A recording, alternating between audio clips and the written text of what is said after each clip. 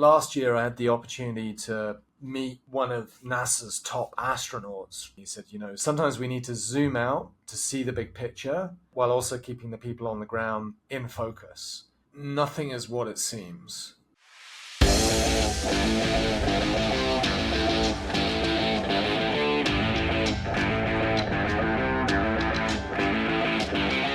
Ladies and gentlemen, welcome to another episode of High Stakes with Steve Rozenberg.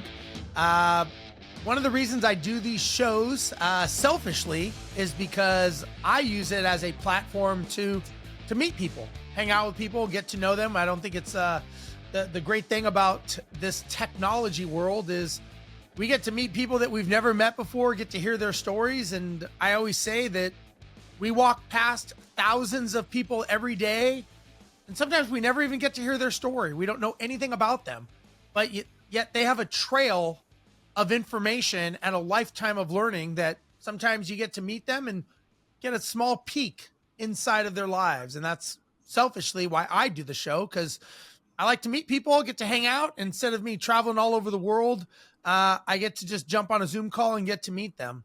So today we have Dr. Lance Mortlock. Lance, thanks for being here today, buddy. Thanks for having me. So if you could just give our audience just a brief overview of who you are, what you do. Yeah, I am in a couple of different spaces right now. I'm an adjunct professor at one of the Canadian universities up here. I'm also a managing partner in a global professional services company called EY. And I'm a prolific writer and a dad and a husband, two girls who love to horse ride. Nice. Sounds like you've checked a lot of boxes in your life, from what I'm hearing. I've checked a few in my lifetime, that's for sure. Now your accent doesn't sound Canadian, from what I'm guessing. No, I'm originally a Brit, but I moved to Canada 17 years ago. Okay. And I guess they always say, like, when you move to another country after the age of 18, you kind of keep your accent. And so I kept my accent, and it gives me an excuse to sort of sound slightly smarter than I actually am. So I've been getting away with a lot for a few years now.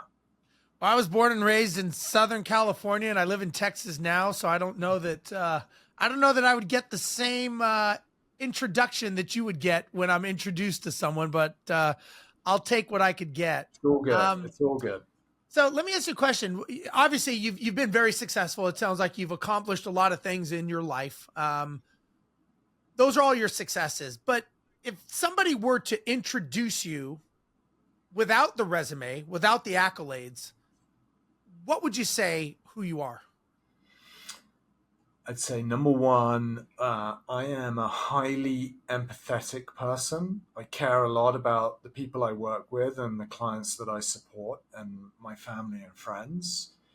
Number two, I would say I have a passion for curiosity and learning new stuff, whatever that might be, in my professional and my private life. And number three, that's kind of connected to number two, is I'm an avid mountaineer. I've climbed all over the world, some pretty major peaks. Really? And I have a real passion for mountaineering, and we can get into that if you want to. Yeah, so let me ask you, obviously you've got a lot of wins. You're obviously a driven person. Is there, before the world saw all these wins and all these resumes and accolades and academia that you're a part of, were there any things that, like, internal struggles that you've quietly surviving, challenges, messes? Yeah, I mean, I would tell you, Steve, I grew up in England. In the early part of my life, I was a bit of a train wreck, I've got to admit. Like, growing up as a young boy in the southeast of England, just outside London, I wasn't really going anywhere. I struggled at school. My teachers couldn't stand me. I was a dropout. And I remember, actually, now that you made me think about it, when I was 11 years old, I remember distinctly, you know how you have those kind of teachers, parent type interviews partway through the school year and at the end of the school year. My mum and dad being pulled into um, a meeting with a teacher as I was kind of leaving my primary school, which you kind of finish when you're 11. You go into middle school and high school, and the teacher saying, "You know what, Lance is never going to make anything of his life, of his career. He should probably do something vocational." And that stuck with me, Steve, for a long time in terms of, being badged a failure very early on in my life, which was unfair from a teaching perspective. Sure. And that fueled a level of passion, drive to succeed that stuck with me for the last 40 years. Do you think your success is more of a finger in the face of the people who said you couldn't do it? You know, um, there's a lot more I want to do. So I wouldn't say I'm like fully Sure. self-actualized in terms of success. So like put that on the table. But I think, yeah, for to some extent, for sure. Like it's a finger in the eye of some of those people that said I was a failure and proving that they were wrong. But then, like, I mean, part of success, I think, you know, both professionally and personally, is once you achieve a little bit, it's quite intoxicating. Yeah. Addicting. Yeah, 100%. So if you let me ask you this, and obviously I don't think you saw yourself as a mess up. Maybe your teachers did, but you probably just thought you were, normal a kid. If you didn't choose this path, the path the Dr. Lance that I'm speaking to today, where any guesses of where you would be right now? Oh, I mean, I have no idea. Like maybe something vocational in England, but like I flipped the switch on that. Ended up working and living in 10 countries around the world, advising multinational organizations, speaking to eminent global leaders, writing a best-selling book. I flipped the switch on it completely. I have no idea what I would be doing, Steve, if I hadn't, changed course. Have you ever, and again, I think this is important because I use this, I say this because I think a lot of the listeners, they have challenges in their life, they have challenges in their business. They may look on social media and that, as we all know, that may make them go into a deeper spiral, right? Oh yeah. And if you and I don't know if you've ever had these moments of down moments of just when you're, I don't know about ready to give up, but you're in a low point in your life. Um, is there something that if somebody is in that position that there's something that they need to believe in themselves or something to pull them out of that from your perspective? Because you've obviously, I'm guessing climbing mountains, you've probably had some scary days and some down days and probably days you didn't want to get up and keep climbing, but you did. Yeah, I mean, I think number one part of it is small wins, small incremental steps that you can make. There's simple things that you can do in life that I've done. I mean, I drive my wife nuts sometimes, but it like making the bed in the morning. It sounds silly, but every morning I make the bed in a very particular way. And what that does is, in terms of setting me up for success for the day, it's the small win. Okay, I did that. It looks nice. And it's those small incremental steps that you can take. And you know what? If it's a bad day, at the end of the day, at least I come home to a made bed that makes me feel better. So, how do you make those small incremental wins that over time, when they amass together, turn into a big win? Um, Number two would be embracing failure. It sounds kind of hokey, but listen, I've climbed a lot of mountains where I failed. One of the mountains, a very famous mountain in Canada, is called Mount Robson. It took me 5 attempts to make it to the summit. Every time something went wrong, weather, conditions, but it's that ability to kind of get up, do it again, and at some point, with that resilience that you can kind of internalize, get the success at the end of the day. So small incremental steps, resilience and persistence, and then probably just natural curiosity, Steve. Like, I'm always curious, I'm always asking questions, I'm always asking, like, why things work a certain way. um, and that's like boded well for me. Okay, so let's go down this path if it's okay with you of you had these challenges of climbing the mountain 5 times and obviously eventually you did it. A lot of times people would look at what do you have to do more of to achieve that summit. I would ask a different question. What belief did you have to let go of in order to succeed? That I'm a failure and I'm never going to make it.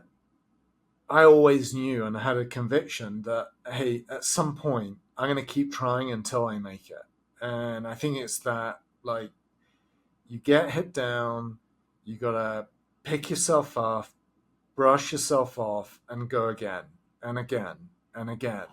And eventually you make it. And if you think about entrepreneurs and how successful entrepreneurs sort of start up new organizations, they're failing like 10, 20 times before they succeed in a big way.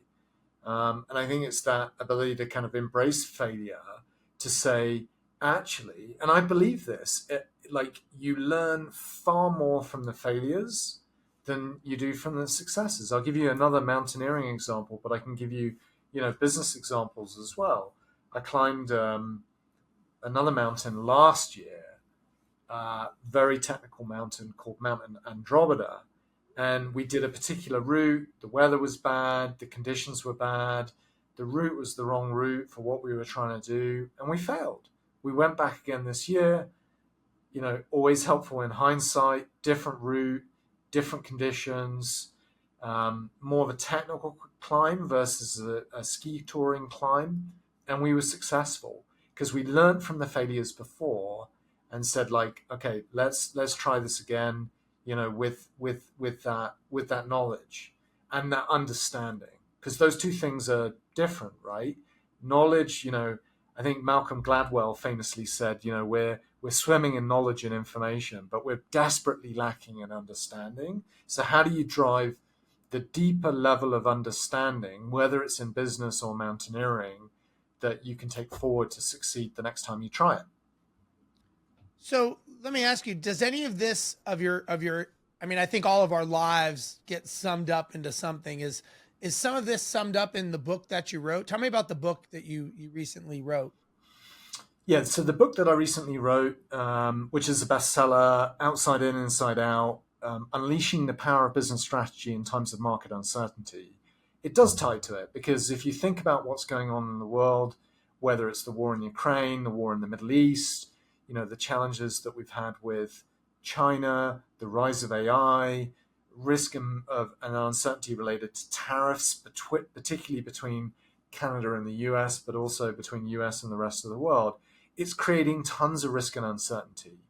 And so in that environment, what I'm saying and what I talk about in the book is, there's never been a more important time for good strategy and relentless execution. At the end of the day, the world is changing very fast. And in my mind, it won't be the big beating the small. It will be how the fast beat the slow in this uncertain world. And I talk a lot about that in the book. Tell me about strategy. What is your definition of strategy versus tactics? Yeah, I mean, strategy is more around, like, where you want to play, how you want to win. What's the North Star? What are the big strategic moves, the pivots that you want to make? Tactics is about how you do that. So think about strategy as the why and the what. Think about tactics as the how and the who. And at the end of the day, that, like, boils it down to its essence. So, do you think entrepreneurs, I think a lot of entrepreneurs mix those up and get them jumbled. And I think definitions are important. I think I don't think people put as much focus on definitions as they should. Um, and clarity.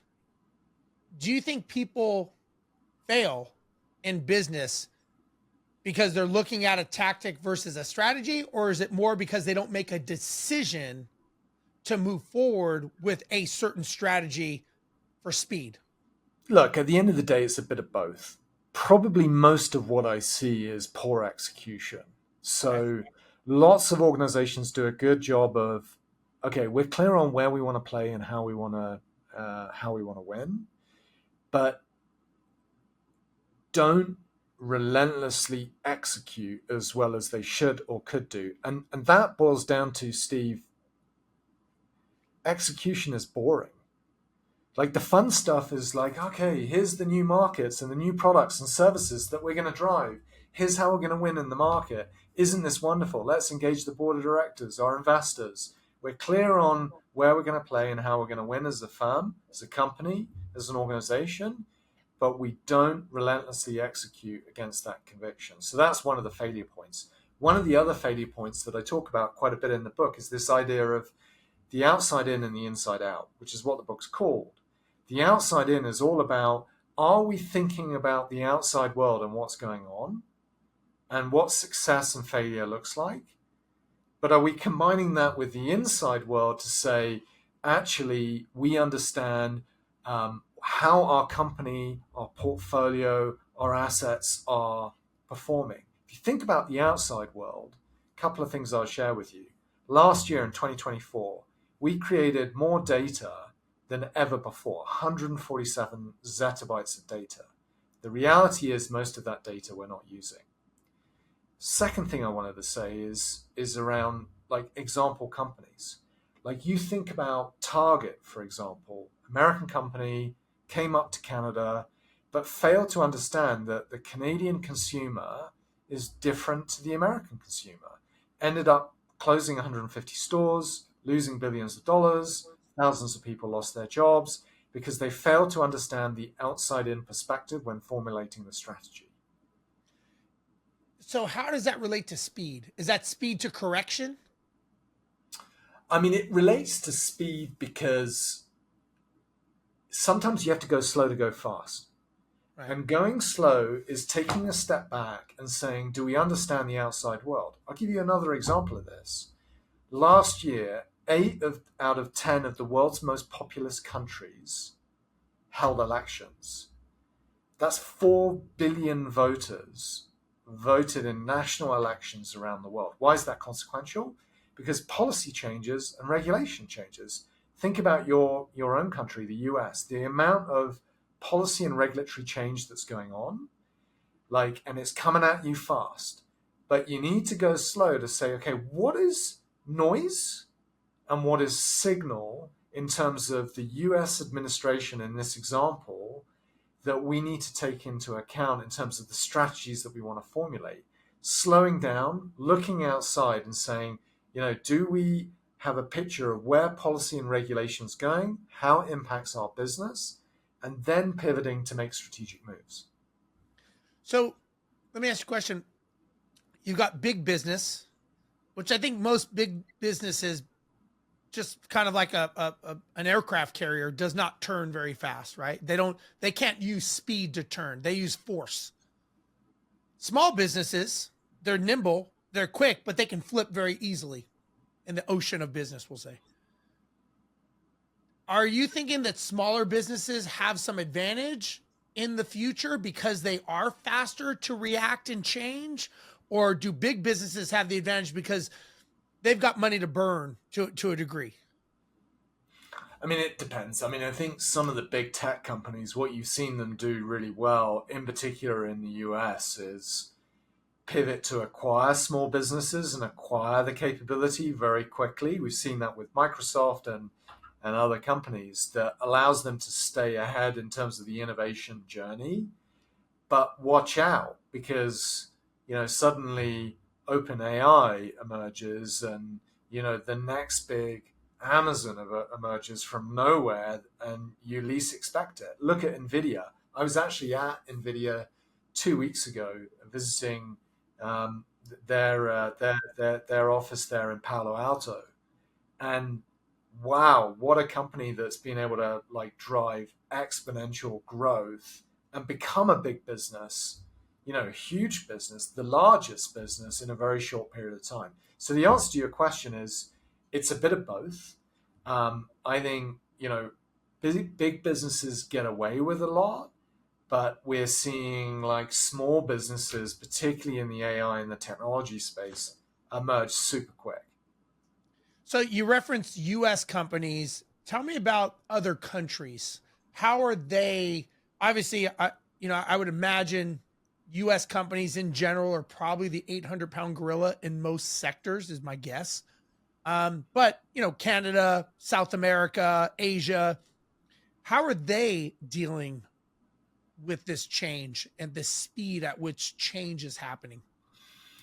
Yeah, I mean one of the companies I talk about in the book is Ryanair, but also EasyJet, two low cost airlines that have become mammoth in size, similar to the Northwest Airlines case study, which I also talk about in the US. And what Ryanair and also EasyJet in Europe have done really well is in terms of strategic execution, which I dedicate half the book to, like clear strategically that we are a low cost airline and how they execute their strategy in terms of the type of fleet that they use, which is standardized, which by the way helps from a maintenance perspective, but also the customer experience that they develop in terms of being low cost. I mean, they were using paperless tickets 20 years ago, and we're only now seeing some of the other carriers in North America catch up to that.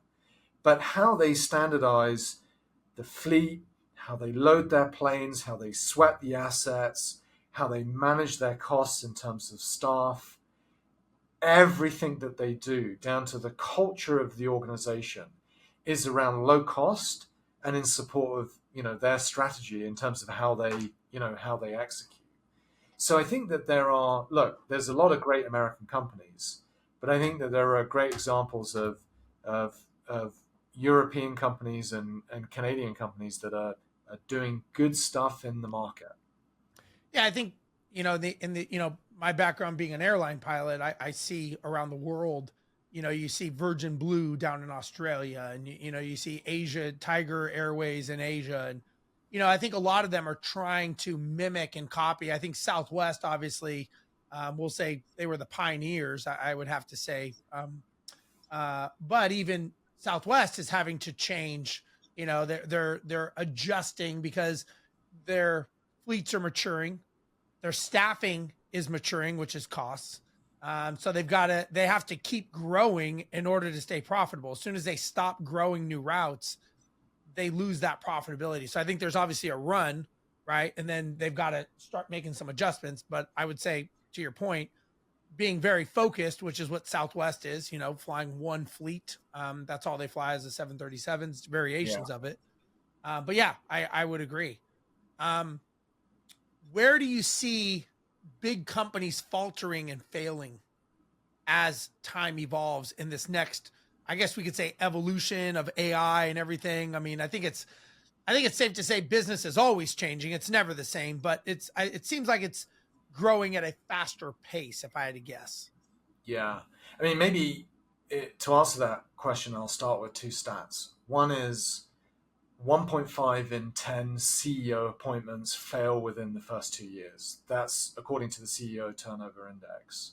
The second stat is 15% of companies in the top growth quartile sustain performance for at least 30 years. So your ability to stay as a company for a long period of time is getting harder and harder. CEOs being in their role for long periods of time, hard as well. So we have that kind of backdrop in terms of leadership and sustained performance. If I get to your question, I think there's a number of things going on. One is risk and uncertainty.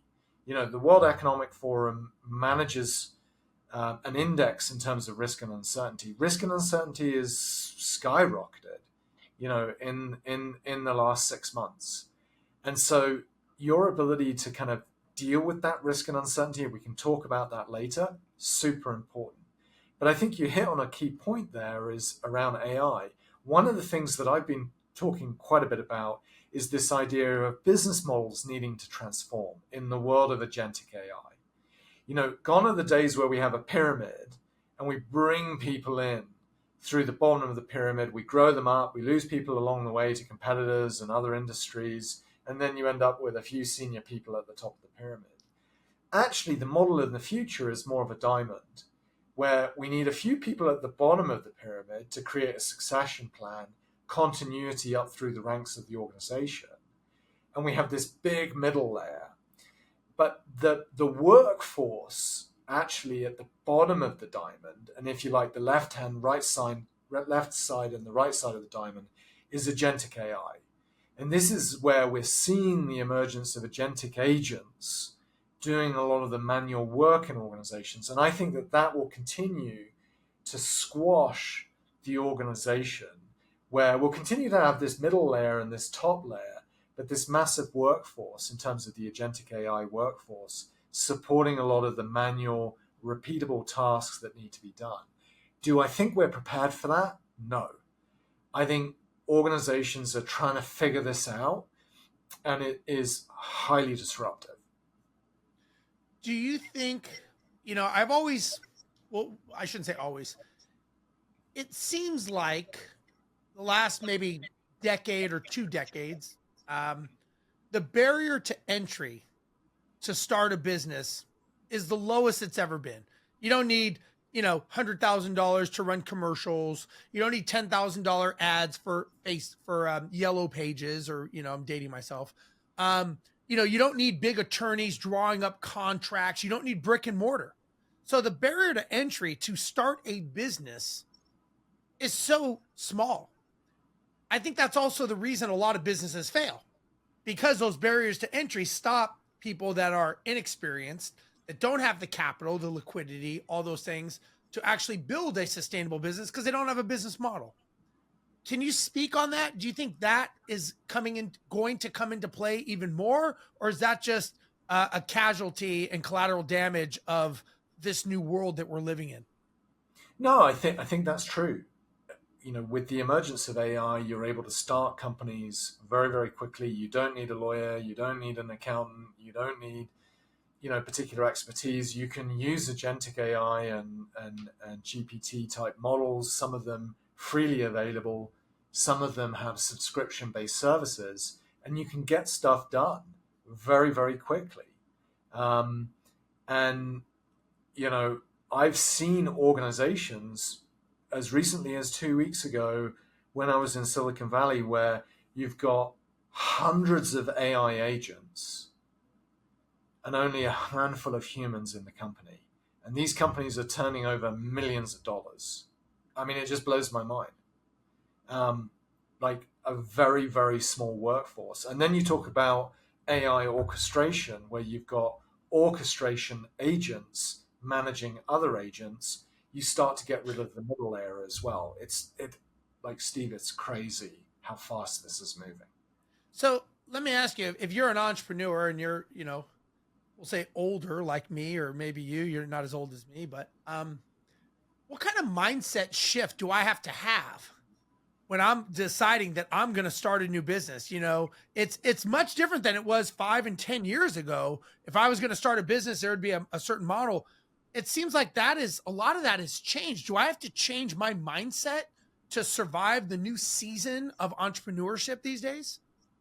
Yeah, I think so. And I think part of it comes down to, before I hire a bunch of humans to do a task or a role within an organization, asking the question, how can I leverage technology? And then for the humans that I do hire, how do I ensure that they play an important relationship experience role in that organization that complements, from a hybrid workforce perspective, the value that I'm trying to deliver to the market? So let me ask you, for you, you're obviously coming in as a I don't want to say auditor or spectator, but you're looking at it 3 feet away. You've got different perspectives. You go to Silicon Valley. Is there anything that maybe your inner voice is telling you that you're like, this is something coming? Anything that you kind of, whether it's good or bad, I'm just curious what your perspective is, because you're kind of seeing this evolve as a third party watching this happen. Yeah, I mean, like anyone. I mean, I don't know if you're a dad. Um, I'm a dad of two girls. One's 17 and one's 14, and I'm like, geez, like, what are they gonna do in this world of emerging AI? Like, what are the professions that are going to be important? And my wife and I talk about that like all the time. And I think, millions, hundreds of millions of parents around the world are thinking the same thoughts.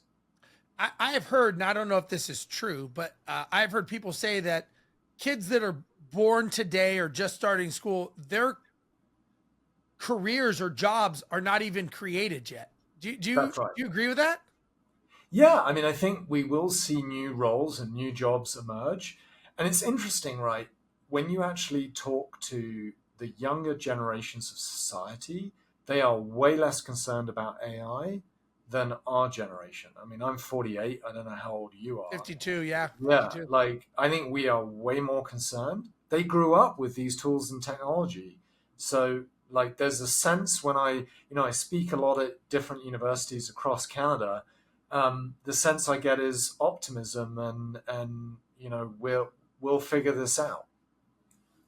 Huh. I guess it's kind of like if you grow up swimming around a swimming pool, you're not afraid of water. If you grew up in the, somewhere where no water existed, you'd probably be afraid of it, right? And I think Yeah. that I think, I think by human nature, I think our brains are set to protect us from what we don't know. And I would have to guess that right now we are seeing things that we don't know. I think the same way maybe our parents saw dial up internet, Yeah. where they're like, this is, what is this? This is totally different. And maybe that's something that they're seeing that they're realizing is completely different, Yeah, I mean, last year I had the opportunity to meet one of NASA's top astronauts, Ron Garan, and I always remember, what he said to me. He said, sometimes, and I think only a NASA astronaut can say this, given the perspective that they've had.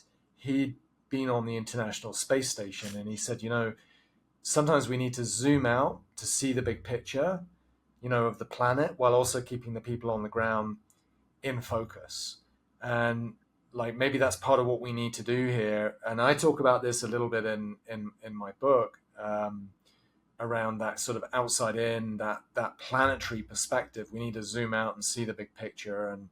And there's an answer in there somewhere in terms of society and what society and jobs look like in the future.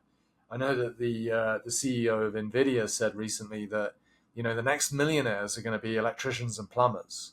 Maybe that's the answer. I don't know, but we're going to need electricians and plumbers, that's for sure. And there's nothing wrong with that job.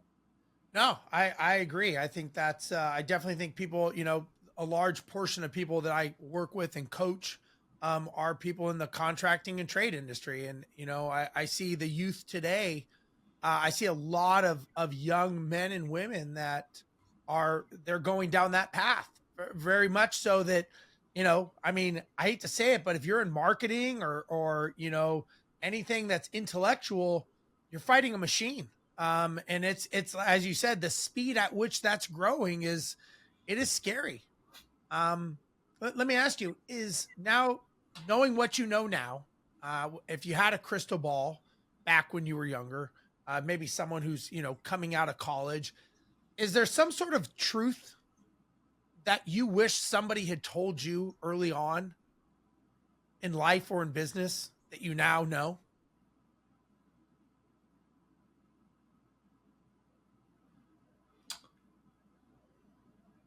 Nothing is what it seems. I think is I think we look at things in an objective way, and I've come to appreciate in the last few years in the sectors and the clients and the industries that I've worked in, and just observing what's happening around the world, nothing is always quite what it seems. And I think the other truth related to that is that, we are pushed apart by media, but actually we have a lot more in common than we think, and we need to get back to that. Yeah, I think that's a great statement. I think it's very true.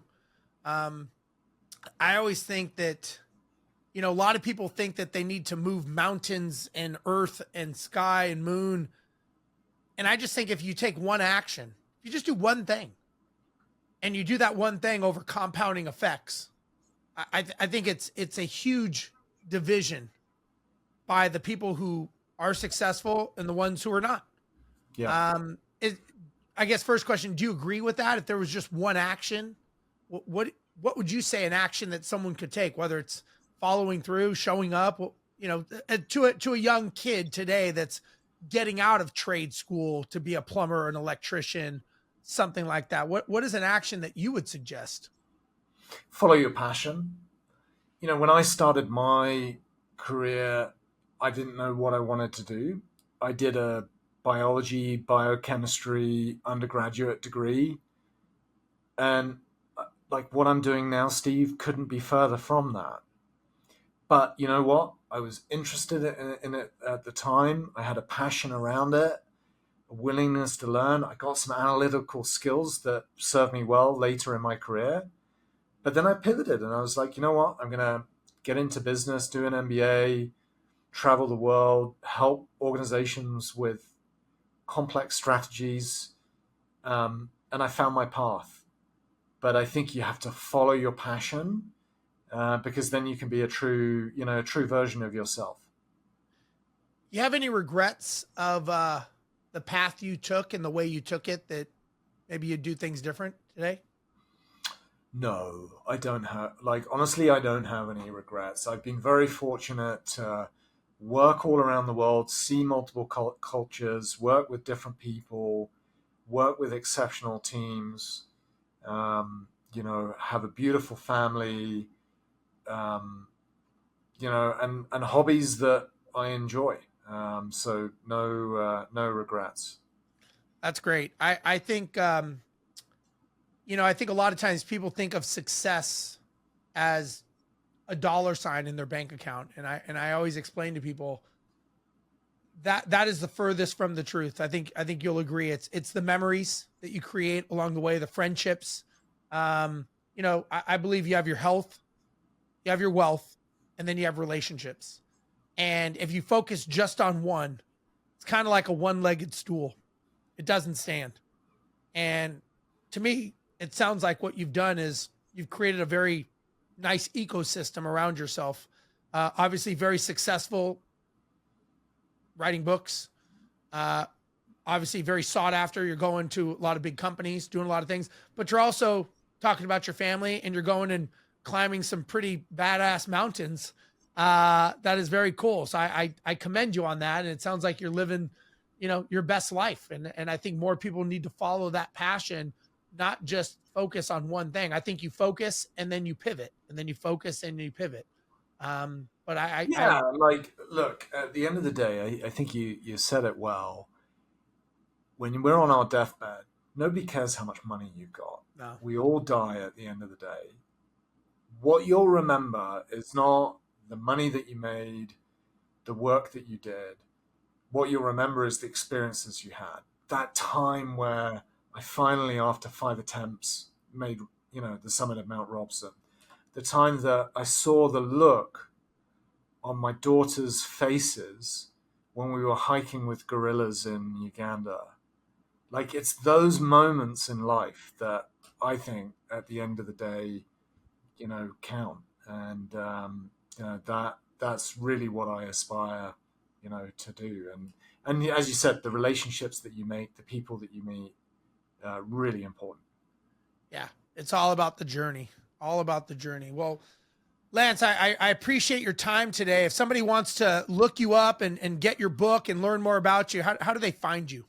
Yeah, I'm on LinkedIn, pretty prolific on LinkedIn. So you can get in contact with me through that social media platform. And then my website is www.lancemortlock.com. And they can find all kinds of information around my books, my writing, my background. It's all there. Awesome. And we will have all your information in the show notes as well. Dr. Lance Mortlock, I want to thank you for your time today. Very interesting. I'd like to take a look at the book and give it a read, and hopefully it's dumbed down to my level of education, but I appreciate your time today. And I'm sure the listeners got a lot out of it. So thank you. Thank you for your time. I think that's the most valuable asset we have. And I appreciate you, donating some of that to myself and to the audience. Cause I think, more people need to hear these kinds of information and these stories about truth, about the future, about what's going on. So thank you for your time today. Appreciate it. Thanks for having me, Steve. And for those of you on the High Stakes with Steve Rozenberg, another amazing episode. If you like this episode and you've got some kids that need to learn this or someone that needs a pivot, make sure you share it with them. Like, subscribe. Every week we bring on different people, different stories, because I think that's what life is all about creating relationships, creating stories, and learning from other people. So on behalf of Lance and myself, I want to thank you for watching another episode of High Stakes with Steve Rozenberg. See you guys next week.